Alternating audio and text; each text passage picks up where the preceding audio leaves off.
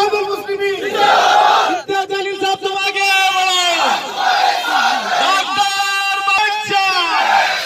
Doctor Baba Saheb Ambedkar जय भीम जय Bhim. Barrister Asaduddin Owaisi barrister Asaduddin Owaisi. Doctor Baba Saheb अम्बेडकरांचा डॉक्टर बाबा साहब अम्बेडकरांचा यमा यम यमा यम यमा यम। माननीय खासदार इम्तियाज जलील साहब आगे बढ़ो। माननीय खासदार इम्तियाज जलील आगे बढ़ो।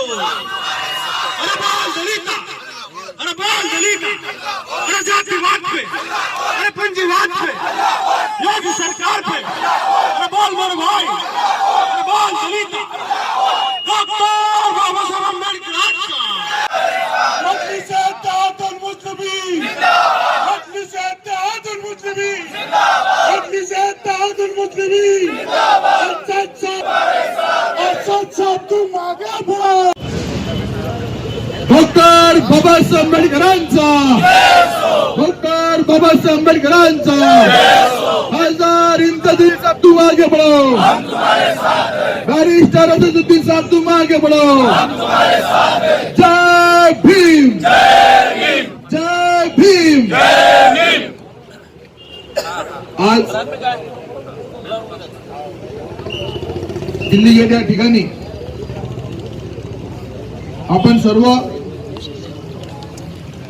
काल बॅरिस्टर असदुद्दीन साहेब यांच्यावरती जो जीवघेणा हल्ला झाला त्याचा निषेध करण्यासाठी आपण या ठिकाणी आज जमलेलो आहोत। या ठिकाणी मला एवढंच बोलायचंय की वैचारिक मतभेद पक्षाचे मतभेद असू शकतात, विचारांची देवाणघेवाण वेगळी असू शकते, परंतु कोणावरती आणि जो की पुरा भारताचा नेता आहे, गरीब वंचित दलितांची जो आवाज आहे, अशा खासदार बॅरिस्टर असदुद्दीन साहेबांच्या जीव हल्ला जर कोणी करत असेल तर आम्ही त्याचा स्पष्टपणे निषेध करतो। या ठिकाणी खासदार बॅरिस्टर असदुद्दीन साहेब ज्या वेळेस संसदेमध्ये बोलतात त्यावेळेस ते बहुजनांचा आवाज म्हणून बोलतात, दलितांचा आवाज म्हणून बोलतात, मुस्लिम समाजाचा आवाज म्हणून बोलतात। त्यावेळेस प्रत्येकाला असं वाटतं की हा आपला माणूस आहे, हा बॅरिस्टर आपला माणूस आहे, हा संविधान रक्षक आहे, हा लोकशाहीवादी आहे। म्हणून बॅरिस्टर असदुद्दीन साहेबांचा आणि त्यांच्यावर केला तर सर्वांचा या ठिकाणी आपण सर्व निश्चित करतोय। बॅरिस्टर असदुद्दीन साहेब या ठिकाणी त्या हल्ल्यातून वाचलेले आहेत। सर्वप्रथम पुरतचरणी मी प्रार्थना करतो की त्यांना दीर्घायुष्य लाभो, त्यांच्या राजकीय जीवनात त्यांच्या सामाजिक जीवनात भरभराटी अजून त्याच्यापेक्षा जास्त हो आणि आपण सर्व मिळून त्यांच्या संरक्षणासाठी गव्हर्नमेंटकडे Z+ सिक्युरिटी मागण्याची आपण त्या ठिकाणी मागणी करूया। तसेच ज्यांनी जो हल्ला केला त्यांच्यावरती कारवाई झालीच पाहिजे आणि त्यांना अजामीनपात्र गुन्हे त्यांच्यावर झाले पाहिजे, अशा लोकांना कडक शासन झालं पाहिजे अशी मागणी या निदर्शनाच्या माध्यमातून आपण करतो व अशाच ताकदीने अशाच पद्धतीने आपल्या नेत्याचं संरक्षण आपण या ठिकाणी करूया। एवढंच या ठिकाणी बोलतो। जय भीम जय भारत। सूरत बंदर की मिसाल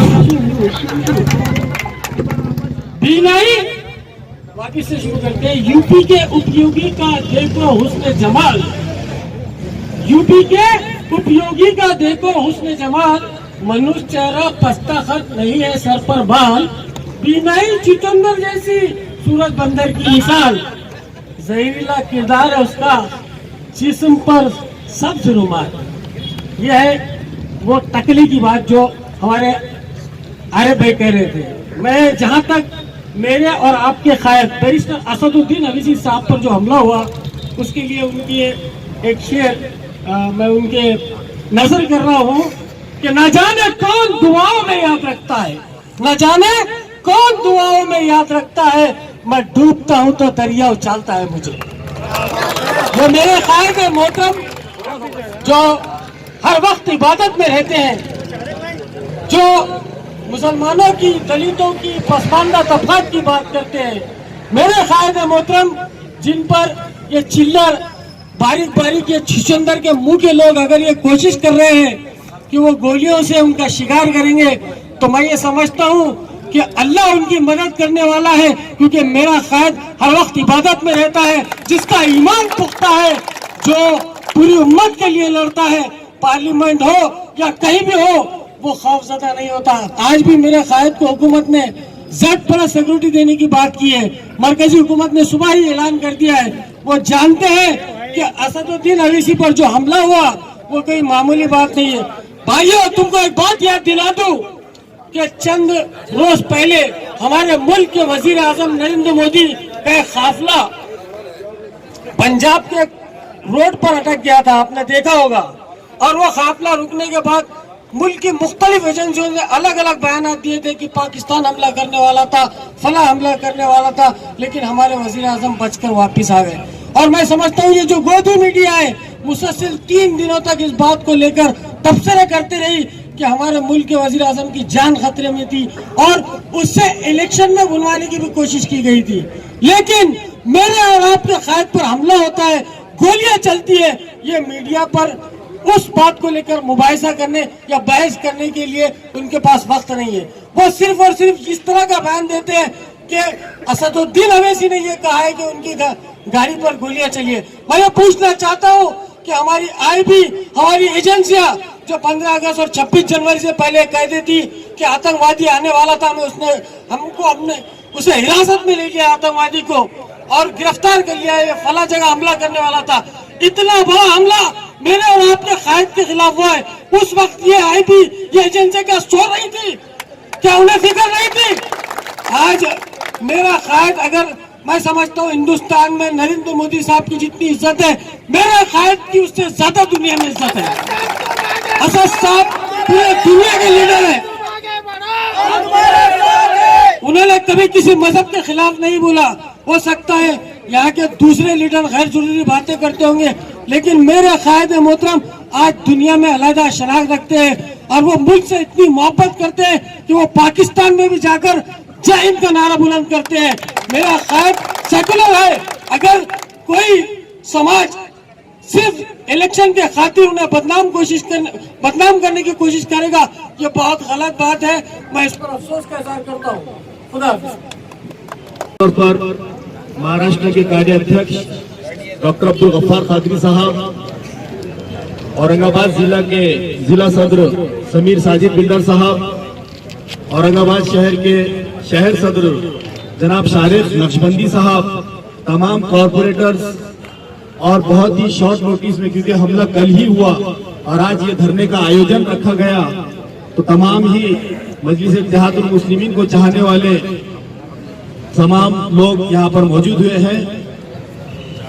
मैं आज यहाँ पर सबसे पहले तो कल हमले की निंदा करता हूँ और यहाँ पर जो प्रशासन मौजूद है उनसे यही गुजारिश करूंगा कि आप हुकूमत तक ये पैगाम पहुंचाए कि मजलिस इत्तेहादुल मुस्लिमीन ने कल जो बैरिस्टर असदुद्दीन अवैसी साहब के ऊपर हमला हुआ, तो आज बहुत ही शांतिपूर्वक आज हमने हमारा एहतजाज दर्ज करवाया।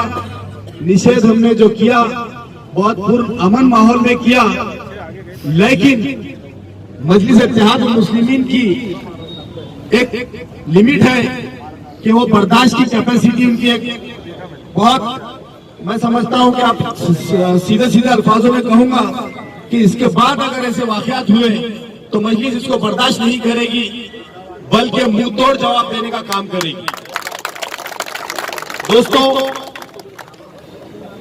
मैं सबसे पहले, इससे पहले भी एक शेर कहा था कि इंसानियत की सारी हदों को फलांग कर दहशत पसंद भेड़िए बस्ती में आ गए। शेरों ने जब से दहाड़ना छोड़ दिया तो ये कुत्ते मस्ती में आ गए।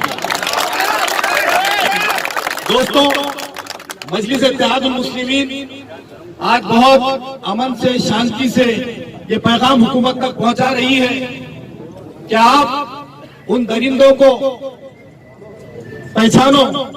पहचानने की भी जरूरत नहीं है। जितने धर्म संसद से बाहर निकले थे वो सारे के सारे दहशतगर्द है, और उन्हीं में से ये जो दो कुत्ते निकले थे असद साहब का शिकार करने के लिए, एक शेर का शिकार कुत्ते क्या करेंगे, सबसे पहले उनको समझना चाहिए। दोस्तों, ये धर्म संसद इसीलिए लगाई गई, और ये इसका अगर कोई सबसे बड़ा रोल अदा किया तो यहाँ की हुकूमत ने किया कि हुकूमत के अंदर ऐसे लोग बैठे हैं जिन्हें सारी दुनिया तड़ी पार के नाम से जानती है। आज अगर हुकूमत में से तड़ी पार लोग बैठेंगे तो हुकूमत कैसी चलेगी, आप लोग समझते हैं। लेकिन लोगों का इम्तिहान, लोगों का सब्र बर्दाश्त करने की भी एक हद रहेगी, वरना इस देश का माहौल जो लोग संविधान के तरीके से चलाना चाहते हैं, और ऐसे बीजेपी और आरएसएस के गुंडे अगर गुंडागर्दी से चलाना चाहते हैं तो संविधान के दायरे में रहते हुए उनको मुंहतोड़ जवाब भी दिया जाएगा और उनको रोड पर खींच के मारा भी जाएगा। दोस्तों, मैं खुले अल्फाज में ये कहना चाहता हूँ कि मजलिस इत्तेहादुल मुस्लिमीन बहुत दिनों से बहुत सारी बातें बर्दाश्त कर रही है, और मैं समझता हूँ कि पुलिस प्रशासन भी यहाँ पर है, उन्होंने भी देखा होगा कि हम आज औरंगाबाद में रहते हैं। यहाँ के भी कुछ छोटे मोटे नेता वो आए दिन सोशल मीडिया के जरिए हमारे कायद बैरिस्टर असदुद्दीन अवैसी साहब हो, इम्तियाज जलील साहब हो, डॉक्टर अब्दुल गफ्फार खादरी साहब हो, उनके बारे में भी बहुत ऊटपटांग बातें करने लगे। दोस्तों, आज आपके इस माध्यम से उन तमाम को भी मैं वार्निंग देना चाहता हूँ कि हमारे कायदीन के बारे में अगर तुम्हारी जबान ज्यादा लंबी होती जा रही है तो मजलिस के ये कार्यकर्ता उनको काटने का काम भी कर सकती है। दोस्तों, हम बहुत दिन से गौर कर रहे हैं कि औरंगाबाद में छोटी छोटी सी एक पोस्ट मिलने के बाद इतना उछला जा रहा है, ये छोटे मोटे लीडर ये क्या क्या नहीं कर रहे हमारे कायदीन को। लेकिन ये तो हमारा सबर है और ये हमारी कायदीन की हमको मतलब तालीम है कि हम लोग संवैधानिक तौर से उनका मुकाबला करें। लेकिन क्योंकि नौजवान इस पार्टी की रीढ़ की हड्डी है और नौजवान तो नौजवान होता है, उसकी बर्दाश्त करने की कैपेसिटी भी बहुत कम होती है। तो मैं आज आपके माध्यम से ये कहूंगा यहाँ के प्रशासन को उन लोगों की जबान पर भी लगाम दिया जाए, क्योंकि वहाँ पे गोली भी चल रही है और यहाँ पे जबान से गोली भी चल रही है, तो हो सकता है दोनों का मुकाबला हमको एक साथ करना पड़े। दोस्तों, आप लोगों को ये बता दूं कि बैरिस्टर असदुद्दीन अवैसी साहब वो शख्सियत है कि जिन्होंने हिंदुस्तान में एक ऐसी लीडरशिप को पैदा किया है, ऐसी लीडरशिप और ऐसी दिन रात मेहनत के साथ में वो काम कर रहे हैं कि ये समझते थे कि ये मजलिस इत्तेहादुल मुस्लिमीन सिर्फ और सिर्फ मुसलमानों की पार्टी है। लेकिन आज गैर मुस्लिम हजरात आज टिकटों के लिए मजलिस इत्तेहादुल मुस्लिमीन के पास में आते हैं और मजलिस का दामन थाम रहे हैं। यही बात मैं समझता हूँ कि ये सिर्फ और सिर्फ भाजपा नहीं हो सकती, इसके अंदर ऐसी कई सेकुलर पार्टी भी होंगी जिनको डर है कि मजलिस की वजह से उनकी जमीन खिसक सकती है। तो इन तमाम लोगों की भी इंक्वायरी होना चाहिए कि जिन लोगों की सियासी जमीना अगर खाली हो रही है तो वो बैरिस्टर असदुद्दीन अवैसी साहब को किसी न किसी तरीके से निशाना बना सकते हैं। इसकी पूरी जांच होकर उन तमाम लोगों को जिन्होंने ये किया और जिन्होंने उनको करवाया, उन तमाम के ऊपर अगर जल्द से जल्द एक्शन नहीं लिया गया तो आज ये जो धरना है आज ये पूरे हम तरीके से सिर्फ औरंगाबाद में नहीं बल्कि पूरे हिंदुस्तान में हो रहा है। अगर इनके ऊपर जल्द से जल्द बड़ी कार्रवाई नहीं की गई तो मैं समझता हूं कि इसके बाद मजलिस इत्तेहादुल मुस्लिमीन रोडों पर भी उतरेगी। और मैं तो मेरे दोस्तों, मैं आपको ये बताऊं कि बैरिस्टर शायद असदुद्दीन अवैसी साहब ने हमें वहां से मैसेज दिया है कि जो भी धरने और आंदोलन है ये अभी पुरअमन तरीके से करे। और मैं हुकूमत से डिमांड करूंगा कि वो जेड सिक्योरिटी नहीं बल्कि जेड प्लस सिक्योरिटी हमारे कायद को जल्द से जल्द मुहैया करवाए। दोस्तों, ये जो प्रस्तापित पार्टियां हैं, कांग्रेस पार्टी है, भारतीय जनता पार्टी है, इनका सफाया बैरिस्टर असदुद्दीन अवैसी के हाथों ही होगा। मेरे भाई ने बहुत सही कहा, शाहिद नक्शबंदी ने, कि असदुद्दीन अवैसी के खिलाफ धर्म संसद में बयानात दिए गए, जहनसाजी की गई और असदुद्दीन अवैसी को उनका जो हिंदू राष्ट्र का एजेंडा है उनका जो फिरका परस्ती का एजेंडा है, उनको एक देश को बांटने का जो एजेंडा है, उनका जो मनु समृद्धि का एजेंडा है, उस रास्ते में सबसे बड़ी रुकावट वो बैरिस्टर असदुद्दीन अवैसी। तो फायरिंग का मकसद इस रुकावट को खत्म करना था। अजीजान गिरामी, एक बात मैं बहुत वाज़ेह अंदाज में कहना चाहता हूँ, असदुद्दीन अवैसी को फायरिंग हुई, ये कोई नई बात नहीं है। उनके मकान, उनका बंगला जो दिल्ली में है, वहां पर 3 दफा इन दरिंदों ने, इन वहशियों ने हमले किए। उसकी क्या तहकीकात हुई है, उसमें क्या नतीजे आए, अब तक छुपा हुआ है। क्यों तहकीकात नहीं होते? मैं ये कहना चाहता हूं इस मंच से, इस साजिश में जो बैरिस्टर असदुद्दीन अवैसी की आवाज को दबाना चाहते हैं, खत्म करना चाहते हैं, मिटाना चाहते हैं, उन अफराद को, उन तंजीमों को, उन शख्सियतों को बेनकाब किया जाए। जांच एजेंसियों से, जो रियासती सतह की है, जो मरकजी सतह की है, इलेक्शन कमीशन, उससे हमारी मांग है कि तहकीकात किए जाए, इन साजिश करने वालों को बेनकाब किया जाए, उनके मास्टरमाइंड को सामने लाया जाए। हमने एक मांग कल हमारी मीटिंग में की थी कि मोहतरम कायद को सिक्योरिटी दी जाए। अभी अभी मैंने खबर देखा CNN पे, जेड प्रोटेक्शन सिक्योरिटी दी गई है, मगर हमारा कहना यह है कि सिक्योरिटी का इंतजाम माकूल हो, अच्छी तरह से। तीसरी बात जो मैं कहना चाहता हूं, मुहिबान मजलिस से, जिम्मेदारान से, ये हमारी आजमाइश का वक्त। हम कायदे कानून को हाथ में रखते हुए अपने शायर के मुताबिक, अपने उसूल के मुताबिक धरने आंदोलन करेंगे। हिंदुस्तान के दस्तूर पर हमारा यकीन है, हमारा भरोसा है। हिंदुस्तान के अदलिया पर हमको यकीन है, हमको हमारे गैर मुस्लिम भाइयों पे यकीन है, हमारे ओबीसी भाइयों पे यकीन है, हमारे दलित भाइयों पे यकीन है। तो मैं ये कहना चाहता हूं कि इन फिरका परस्तों के खिलाफ जंग में हम इन तमाम साथियों के साथ मिलजुल कर मेहनत करेंगे, कोशिश करेंगे। बहरहाल आज के इस धरने में हम हमारे जज्बात, हमारे एहसासात आपके सामने पेश करना चाहते थे। हमारे काफी नौजवान जोश में थे। किसी ने कहा रास्तों का आंदोलन करेंगे, किसी ने कहा बम बनाएंगे, मगर हमारे कायदे मोहतरम इम्तियाज जलील साहब से बातचीत हुई। हमने सोचा कि धरने के जरिए एक निवेदन देकर अपने जज्बात को, अपने एहसासात को अरबाब इख्तियार में पहुंचाएंगे। दरअसल असदुद्दीन अवैसी उन तमाम की आंखों में कांटा है जो इस देश के संविधान को खत्म करना चाहते हैं, इस देश को हिंदू राष्ट्र बनाना चाहते हैं, संविधान की जगह पे मनु समृद्धि लाना चाहते हैं। बहरहाल ये तमाम बातें आपके सामने कहना थी। पूरे महाराष्ट्र में हमने सबको दावत दी, गुजारिश की कि आज का दिन धरना करेंगे, आंदोलन करेंगे, निवेदन देंगे। मगर हम कहना चाहते हैं कि भाई यकीनन जमहूरियत पर हमारा यकीन है, हम अमन पसंदी से काम करना चाहते हैं। यकीनन प्रशासन से भी हमारी गुजारिश रहेगी कि हमारा साथ दे, हमारे जज्बात को, हमारे एहसासात को मरकजी हुकूमत तक, यूपी की रियासती हुकूमत तक और इलेक्शन कमीशन तक पहुंचाए। यही बातें आपसे कहना था। शुक्रिया, आप तमाम का शुक्रिया। खुदा हाफिज, अस्सलाम वालेकुम, जय भीम, जय भीम।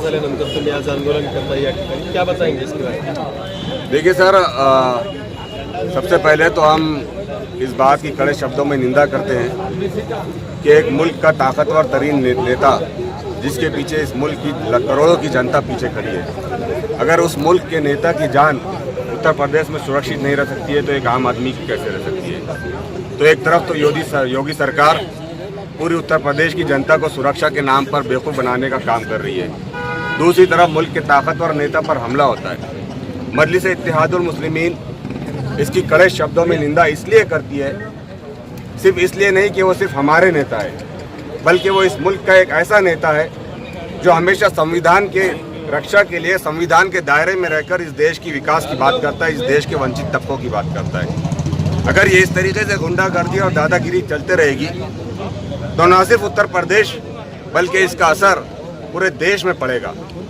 आज मजलिस इत्तेहादुल मुस्लिमीन के हजारों लाखों कार्यकर्ता सड़कों पर उतरे हैं, लेकिन आप देख सकते हैं कि हर कार्यकर्ता ने संविधान का पूरा पास व लिहाज रखते हुए संविधान के दायरे में रहकर अपना एहतजाज दर्ज करवा रहा है। ये जिन शक्तियों ने ये जो लड़कों को वहां पर हमले के लिए भेजा था, वो ये ना समझे कि बैरिस्टर असदुद्दीन ओवैसी साहब पर हमला करके इस देश के वंचित और कमज़ोर लोगों को धमकाएंगी, बल्कि हमारा इस देश के संविधान पर पूरा भरोसा है और हम यही कोशिश करते रहेंगे हमेशा कि देश में आम आदमी सुरक्षित रहे, आम खास तमाम लोग सुरक्षित रहे। ये इस किस्म की हरकतें करके हमें अपने मकसद से पीछे नहीं हटा सकते। हम देश के सुरक्षा के लिए, देश की जनता के लिए मजलिस इत्तेहादुल मुस्लिमीन के कायद जनाब बैरिस्टर असदुद्दीन ओवैसी साहब, जनाब इम्तियाज़ जलील साहब और तमाम कार्यकर्ता हमेशा मैदान अमल में रहेंगे। मजलिस इत्तेहादुल मुस्लिमीन ने आज डिविजनल कमिश्नर साहब को मेमोरेंडम दिया। ये मेमोरेंडम में हमने 3 बातों की गुजारिश की है। एक, बैरिस्टर असदुद्दीन ओवैसी पर जो हमला हुआ, इसकी जो साजिश है, इसका जो मास्टरमाइंड है, इसकी जो संगठना है, जिन्होंने एक काम किया है, उनको चौकसी करके बेनकाब किया जाए। दूसरी मांग ये थी कि साहब को Z+ सिक्योरिटी दी जाए।